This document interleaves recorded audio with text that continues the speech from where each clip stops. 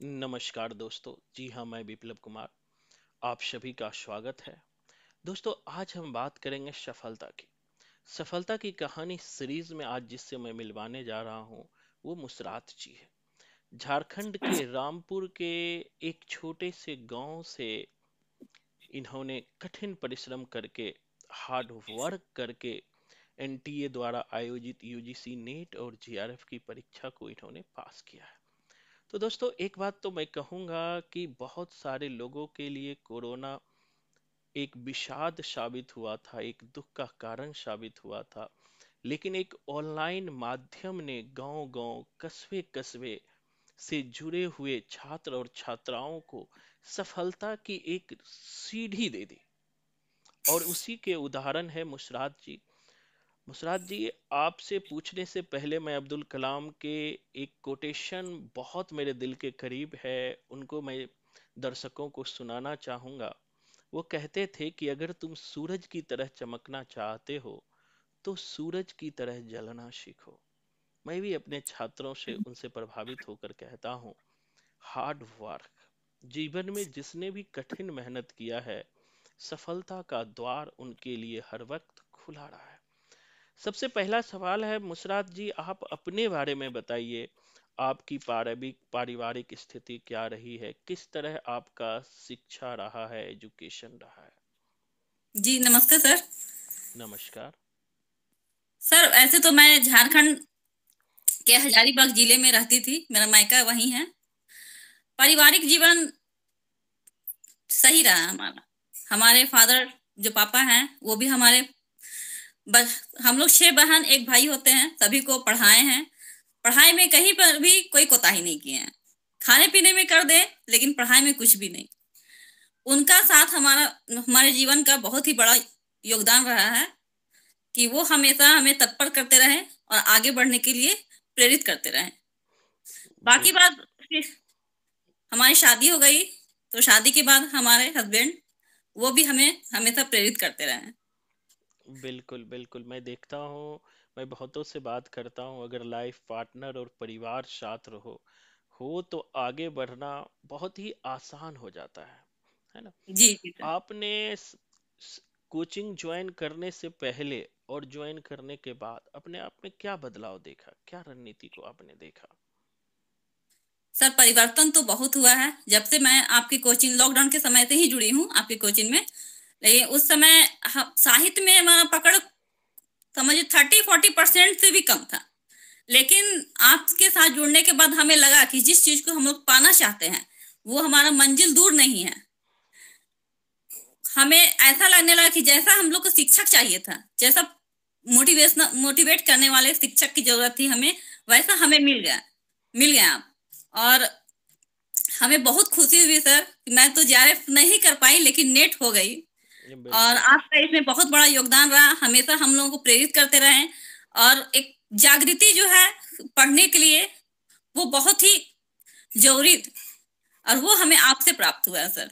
बिल्कुल बिल्कुल, मेरा मानना है कि हर जगह ये अप्रोच पहुंचनी चाहिए। मैं अपने बच्चों को भी, सक्सेस बच्चों को कहता हूं कि जो दबे कुचले हैं, जो कमजोर वर्ग हैं, जिनको अच्छी एजुकेशन नहीं पहुंच पा रही है, उन तक जरूर पहुंचाइए। आप सफल हुए तो कम से कम अपने माध्यम से चार पांच को सफल बनाइए। जीवन का यही नियम है ना? जी तो एक सवाल प्रायः हमें देखते हैं कि बच्चे हिंदी साहित्य पे बहुत जोर देते हैं, फर्स्ट पेपर को नेगलेक्ट करके चलते हैं। हर बार देखता हूँ, क्योंकि इस बार मैं फर्स्ट पेपर को देखा। तो आप इसके बारे में क्या कहना चाहेंगे, खास करके जो नए बच्चे हैं? नहीं सर, फर्स्ट पेपर भी हमारे लिए उतना ही महत्वपूर्ण है जितना हमारा साहित्य है। उसको छोड़ करके हम लोग कुछ भी नहीं कर सकते हैं। अगर फर्स्ट पेपर हमारा अच्छा होता है, साहित्य में तो हमारा पकड़ बन ही जाता है। और आपके पास जो स्टूडेंट आते हैं उनका तो अच्छा खासा 90+ ही बन पाता है। खुद खुद हम एक उदाहरण है हमारा कि रचना रचना या रचनाकार या फिर उनके प्रकाशन वर्ष वगैरह हमें याद नहीं रहते थे, लेकिन अभी जबान पे हमारे हैं। तो उस पे बिल्कुल तो बच जाता है, लेकिन फर्स्ट पेपर पे भी उतना ही मेहनत करना चाहिए। बिल्कुल बिल्कुल, बहुत सारे बच्चे हमारे पास आता है तो कहते सर हिंदी मुझे पढ़ना है, फर्स्ट पेपर बहुत कुछ आता है, लेकिन रियल मैं जानता हूँ कि फर्स्ट पेपर पर उनकी बिल्कुल पकड़ नहीं होती है। एक सवाल है कोडिंग को लेकर के। बहुत सारे बच्चे हमें फोन में ये सवाल हर बच्चों से पूछता हूँ कि ये फोन आता है कि सर आप सिर्फ यूट्यूब पर कोडिंग डालते हो या संपूर्ण साहित्य को कोडिंग में बताते हो। इसमें आप तो शुरू से पढ़े हैं, पूरा सिलेबस पढ़े हैं, आप क्या कहना जी चाहोगे? नहीं सर, संपूर्ण साहित्य को आप एक कोडिंग के माध्यम से ही समझाते हैं। उसमें कोई डाउट नहीं कि आप सिर्फ दिखावा नहीं करते हैं सर, बल्कि जो कहते हैं वो करके दिखाते हैं। और इससे हर जो भी आपका वीडियो, अगर जो ज्वाइन नहीं करते हैं, ऐसे भी वीडियो जो देखते हैं यूट्यूब पे, तो उन लोग को भी आपसे कोडिंग देखने के बाद आकर्षित हो जाते हैं कि नहीं, क्योंकि मैं खुद आपका कोडिंग देख करके आकर्षित हुई और बिल्कुल इसलिए आपसे ज्वाइन भी हो पाई कि आपके कोडिंग बहुत ही मजेदार होते हैं और इतने आकर्षित करते हैं कि स्टूडेंट से रहा नहीं जाता है। बिल्कुल बिल्कुल बिल्कुल। तो मैं एक बात और पूछना चाहता हूँ, खास करके आज के ज़माने में किसी भी टीचर पर विश्वास करना मुश्किल होता है। कोचिंग बहुत सारे हैं और बच्चों को समझ नहीं आता है क्योंकि हर टीचर अपने आप को बेस्ट कहता है। और बेस्ट बहुत सारे बच्चों का मेरे पास फ़ोन भी आता है कि सर मेरा तो पैसा चला गया, हमने कुछ सीखा नहीं, मेरा टाइम भी बर्बाद हो गया। तो उस बारे में आपकी क्या राय है? नहीं सर, आपके जैसा शिक्षक मिलना बहुत मुश्किल है। आपके क्लास में ऐसा लगता ही नहीं है कि हम लोग ऑफ ऑफ ऑनलाइन पढ़ रहे हैं, लगता ऑफलाइन ही हम लोग क्लास कर रहे हैं, क्योंकि इतना प्रेशर रहता है। आप बीच में डांटते भी हो हैं, लेकिन हम लोग को बुरा नहीं लगता, बल्कि अच्छा लगता है। अब प्रत्येक दिन जो आप प्रश्न करते हैं, प्रत्येक दिन एक होमवर्क, बच्चे की तरह एक होमवर्क हम लोग को मिलता है और उसे हमें कंप्लीट करके आना होता है, क्योंकि हमें अंदर मतलब डर इस बन जाता है कि हमें कल सुनाना है सर को, और इस तरह से हम लोगों को याद भी हो जाता है सर। तो ये बिल्कुल बिल्कुल। तो आप अपने सफलता में जो भी सहायक रहे हैं, कोई भी हो सकता है, वो आपके पुराने गुरु हो सकते हैं, भाई हो सकते हैं, उनके बारे में आपका क्या कहना है? है सर, हमारे परिवार का एक बहुत बड़ा सफलता योगदान है, हमारी सफलता के पीछे योगदान है। इसमें पहले हमारे मम्मी पापा हैं, उसके बाद हमारे हस्बैंड है, और आपका तो क्लास लाजवाब है सर। आप भी हमारे बहुत ही सफल, और बिल्कुल सफलता पाने में आपकी बहुत बड़ा योगदान रहा है सर। अगर बिल्कुल। आप हम लोगों को नहीं नहीं मिले होते तो इतना दूर हम लोगों के बस की बात नहीं था कि इतना दूर हम लोग पहुंच पाते। नहीं, एक और एक वो भी सवाल और मुसरात। मैं बड़ा थोड़ा भावुक इंसान हूँ। बहुत सारे बच्चों का फोन आता है कि सर मेरा पैसे बर्बाद हो गया इस कोचिंग में ज्वाइन करके। मेरे कोचिंग के प्रति आपका क्या ख्याल है? Be honest. जी सर, कभी नहीं ये बर्बाद है। ये जो जो विद्यार्थी ऐसा कहते हैं वो गलत कहते हैं। आप नहीं तो एक बार सर, ऐसा नहीं, कभी भी आप ये नहीं कहते हैं कि बस 6 महीने के लिए मैं पढ़ाऊंगा, 1 साल के बाद पढ़ाऊंगा। आप हम लोगों के साथ हमेशा बने हैं। अगर नहीं हम नेट ज्यादा भी हो जाते हैं तो भी आपका कहना है कि अगर आपको कभी भी जरूरत पड़े तो हम हैं आप लोगों के साथ। तो कभी ऐसा नहीं सोचना है नहीं कि बिल्कुल पैसा बर्बाद हो जाता। बिल्कुल। खास करके दूसरे कोचिंग के बारे में ये धारणा है कि सर मैं वहां गया तो वहां हमारा इतना पैसे बर्बाद हो गए, हमने कुछ नहीं सीखा। लेकिन अपने कोचिंग के बारे में क्या धारणा है? आप क्या कहना चाहोगे बच्चों से? नहीं सर, हम लोग का पैसा वसूल से वसूल हो गया है। कभी ऐसा हम लोग का ख्याल भी नहीं आता है कि हम लोग का बर्बाद हो गया। हम लोग बहुत कुछ सीखे हैं सर, पाए भी बहुत कुछ है। बिल्कुल और, बिल्कुल और आपका मार्गदर्शन रहा तो आगे भी हम लोग पाएंगे ही। बिल्कुल बिल्कुल। मैं चाहता हूँ कि आप और भी आगे बढ़ें।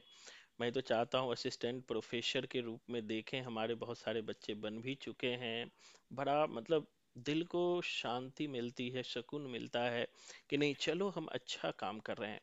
एक मुहिम मैं और शुरू करने जा रहा हूँ। जो भी दर्शक है वो जरूर इस पर विचार करें कि हम साहित्य को एक नए नजरिए से देखते हैं। आज तक के इतिहास में साहित्य को उस नजरिए से देखा नहीं गया है। जब पिछले 200-300 सालों के इतिहास लेखन की मैं बात करूं तो हमारी कोशिश है कि साहित्य को एक नए नजरिए से देखना। और साहित्य को हम सोचते हैं कि इस तरीके से भी पढ़ा जा सकता है और संपूर्ण साहित्य को टिप्स पर भी रखा जा सकता है बिना रटे। दूसरी बात, यूजीसी नेट में हमारे बच्चों के शानदार सफलता के बाद हमने जो जीवन में नहीं कर पाया, बड़ा मायूस होता हूँ। मैं आईएएस के लिए दिल्ली आया था, तो मैं चाहता हूँ कि अब हमारे बच्चे आईएएस बने। तो उसके लिए भी हमने बैच शुरू कर दिया है। आपके आसपास या जो भी सुन रहे हैं, अगर आप भी जीवन में कुछ बड़ा करना चाहते हैं, जीवन में कुछ पाना चाहते हैं, तो आईएएस पीसीएस के लिए भी एक बार जुड़िए और पढ़ के देखिए। मैं किसी को ये नहीं कहता हूँ कि पहले फी दे दो, किसी को नहीं। मैं कहता हूँ पहले 15 दिन 20 दिन पढ़ो, अगर अच्छा लगे तो कंटिन्यू करो, नहीं तो डिसकंटिन्यू कर सकते हो, है ना। तो बहुत बहुत धन्यवाद मुसरात, आपने समय निकाला। अम, तो दोस्तों, आज के सफलता की कहानी सीरीज में खास मेहमान मेरे मुसरात जी थे। बहुत मेहनती, मैंने इनको बड़े नज़दीक से देखा है। इनसे आप सब सीख ले सकते हो। एक गांव से होते हुए, जहां कोई विशेष सुविधा नहीं है, आज भी अच्छे टीचर नहीं है, फिर भी इन्होंने जो शानदार सफलता पाई है, वो काबिले तारीफ है। फिर हम नए इंटरव्यू में नए छात्रों से मिलवाएंगे। तब तक के लिए धन्यवाद। जय हिंद, जय भारत।